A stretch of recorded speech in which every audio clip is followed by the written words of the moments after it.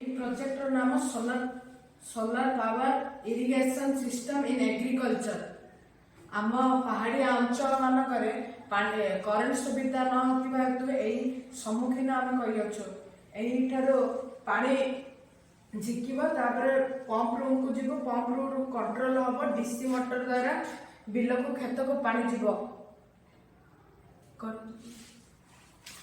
सूर्य किरण हमें solar system द्वारा control room को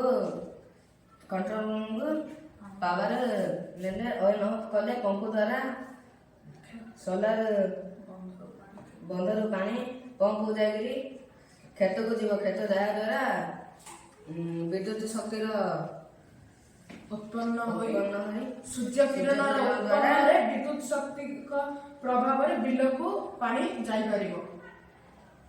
आमर ए पहाड़ी अंचल रे जलर असुविधा हेतु आम सोलार सिस्टम व्यवहार करूछु।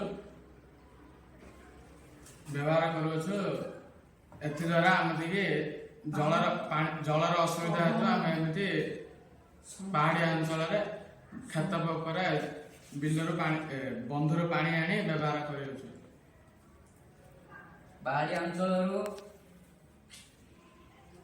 एटा स्मार्ट हाउस स्मार्ट हाउस